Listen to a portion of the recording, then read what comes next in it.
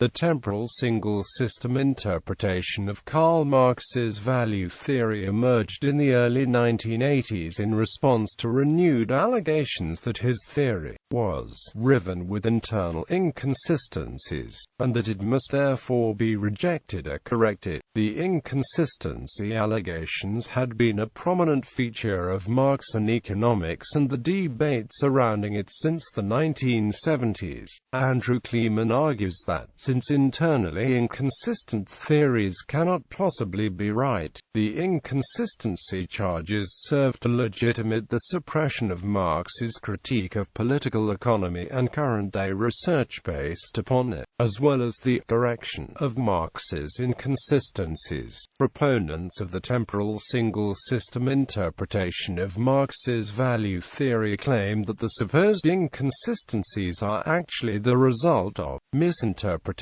They argue that when Marx's theory is understood as temporal and single system, the internal inconsistencies disappear. In a recent survey of the debate, a proponent of the TSSI concludes that the proofs of inconsistency are no longer defended. The entire case against Marx has been reduced to the interpretive issue. Critics of TSSI, including David Laibman, argue that Marx intended to present what they characterize as a structurally consistent model of value formation in a capitalist economy with competitive profit rate equalization. They claim that Marx's formulations fail to do this, but they claim that what they characterize as his fundamental insights can be revealed and extended by means of models and concepts that emerged after his time. Instead of trying to defend the consistency of Marx's original statements, non-TSSI Marxist theorists pursue what they characterize as ever more effective versions of what they claim to be the core theory.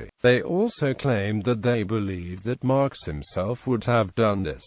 Scope of TSSI research. Among the main issues addressed by the TSSI, Marx's law of the tendency of the rate of profit to fall and the transformation of commodity values into prices of production, the so-called transformation problem in Das Kapital Volume 3.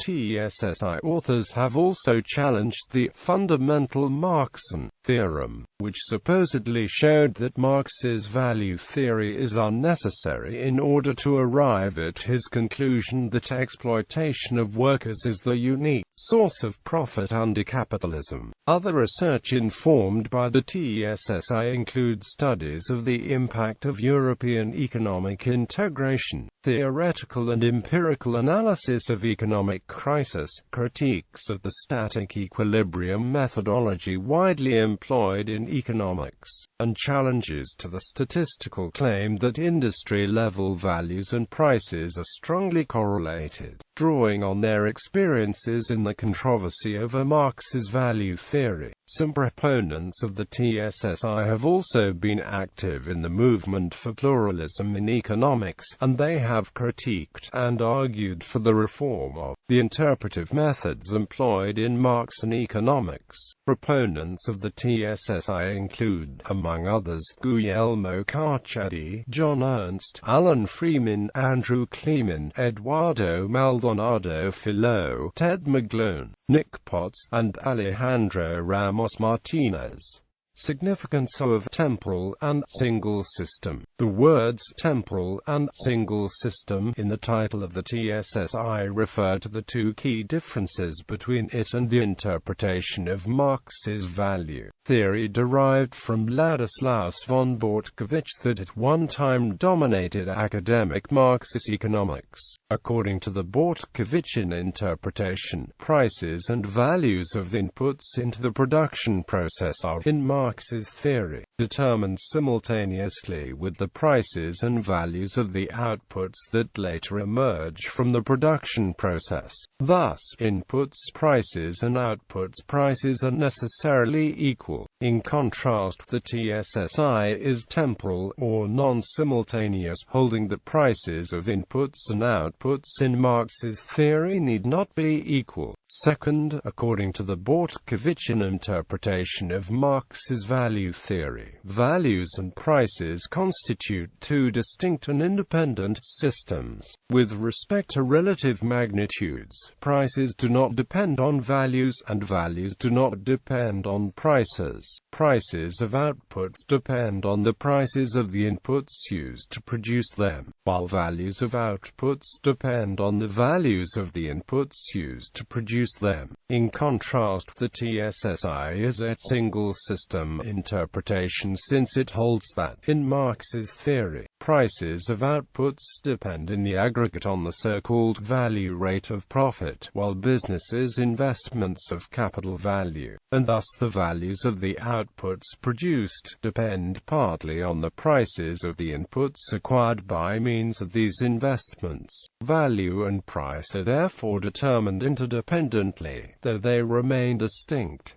Proofs of Marx's inconsistencies. Okishio's theorem, a result produced by the Japanese Marxian economist Nobuo Okishio in 1961, was widely regarded as having disproved Marx's law of the tendency of the rate of profit to fall. But TSSI authors have shown that Marx's rate of profit can fall in circumstances in which Okishio's theorem says that the rate of profit cannot fall. Thus, even Duncan K. Foley, a prominent critic of the TSSI, acknowledges that, "I understand Freeman and Kliman to be arguing that Okishio's theorem as literally stated is wrong because it is possible for the money and labor rates of profit to fall under the circumstances specified in its hypothesis. I accept their examples as establishing this possibility." Quote, in 1906-07, Ladislaus von Bortkovich claimed to prove that Marx's account of the transformation of commodity values into prices of production was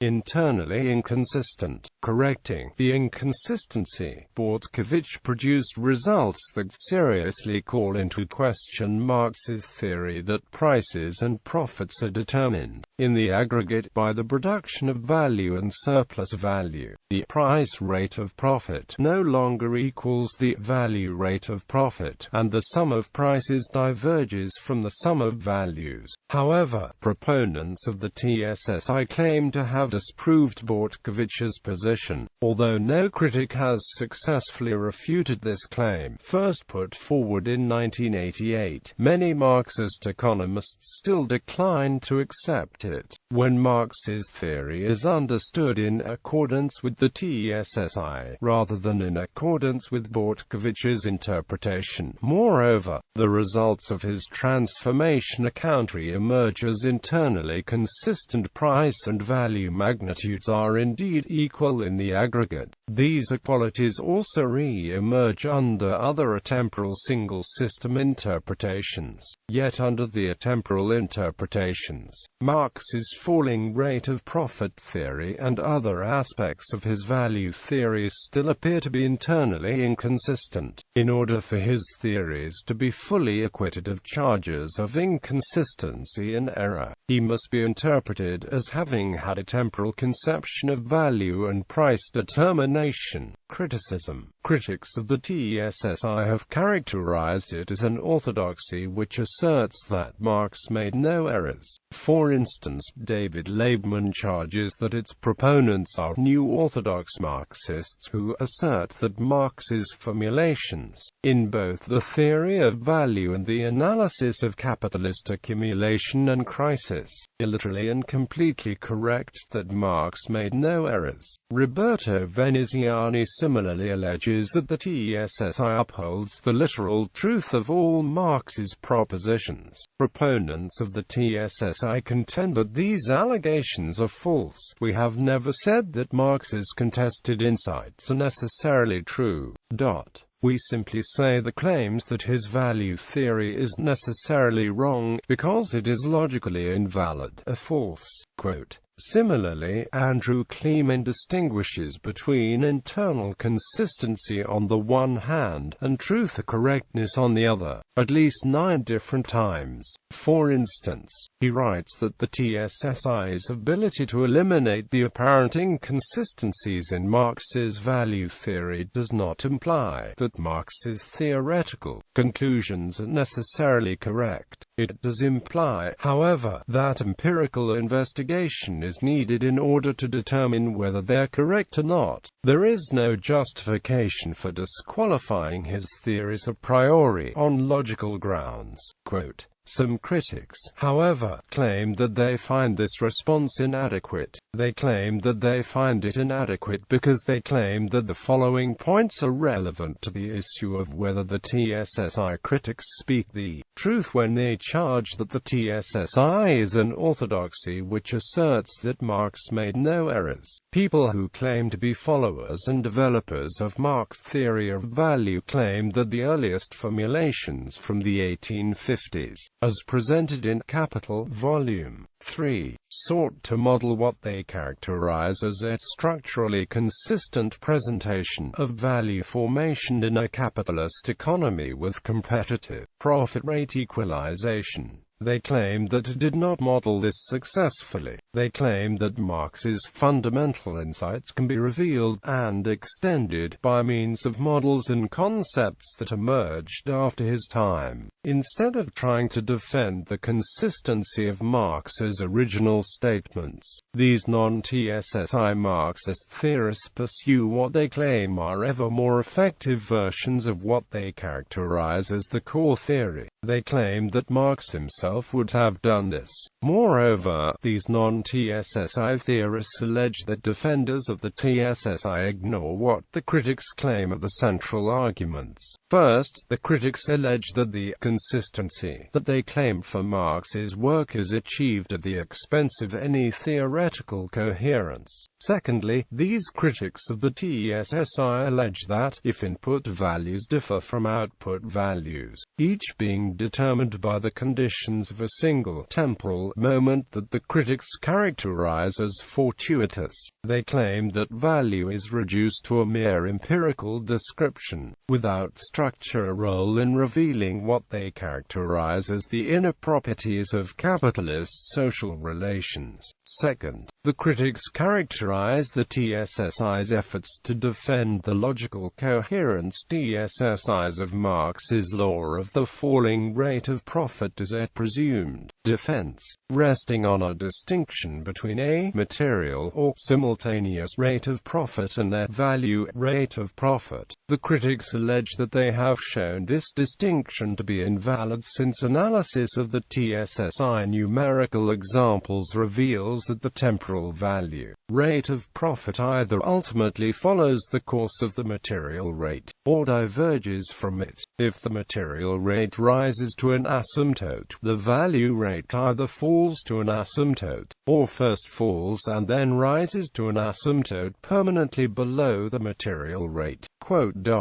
The TSSI construction, the critics claim, fails to address what they characterize as the complex determinants of the level and trend of the rate of profit in capitalist economies.